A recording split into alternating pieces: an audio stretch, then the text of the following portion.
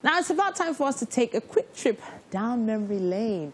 Now we're going to be looking at the significant things that have happened this week in history. Now, the first scientific handheld calculator, called the HP 35, was introduced February 1st, 1972. Now, Hewlett-Packard introduced this as their first pocket calculator, and it was the first scientific calculator with trigonometric exponential functions. It could fit into your shirt pocket, and it was priced $395, believe it or not. Now, there were only 4 functions before this time, talking about addition, subtraction, multiplication, and division. And, of course, it had originally just been known as the calculator. It's got 35 keys, hence the name HP 35. Now, also this week in history, on February 1st, 1972, we're moving along now to a very, very interesting part of this particular segment. Because we love music on Wake Up Nigeria, we're going to be talking about that right now. Okay, so we have quite a bit that's been happening all over the years, and then one particular significant happening that happened February 1st, 1972. Singer Diana Ross got married to Norwegian businessman Arne Naess in Switzerland. Now, this wedding was the equivalent of a Beyonce getting married back then. So Diana Ross got married in a $2,000 dress. And, well, hey, apparently Michael Jackson, Stevie Wonder, even Gregory Peck were out and about that particular day, and they attended the 40-minute ceremony that happened in an abbey in Rotmoita.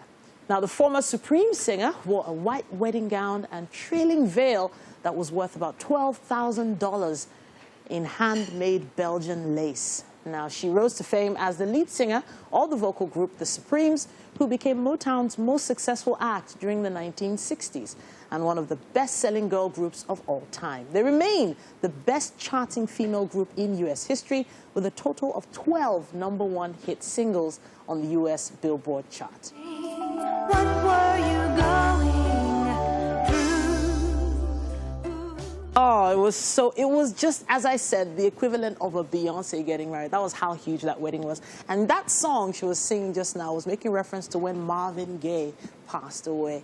Now, we have quite a bit more still this week in history. On February 2nd, 1977, Shakira, the Colombian singer and dancer, was born. Now, most famous for her hit, Whenever, Wherever, and the South African World Cup theme song, Waka Waka, It's Time for Africa. Shakira entered the English language market with her 5th album, Laundry Service, in 2001. It sold 13 million copies worldwide. Buoyed by the international #1 hit singles, Whenever, Wherever, and Underneath Your Clothes, the album propelled her reputation as the leading crossover artist. Shakira served as a coach on 2 seasons of the American singing competition The Voice between 2013 and 2014, with a catalog of over 145 songs. Presently, she's sold over 80 million records worldwide, and that makes her the best-selling female Latin artist of all time.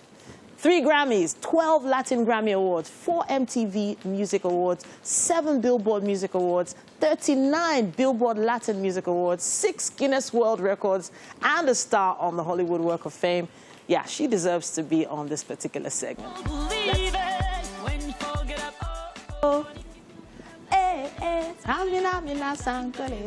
It's time for Africa. Love it, love it, love it. Shakira there. And, of course, who could forget that amazing belly dancing skill? Wow. If you don't know who Shakira is, you better go online and go check her out. And that's all we have time for on This Week in History. For now, we're going to be taking a quick break and be back with more.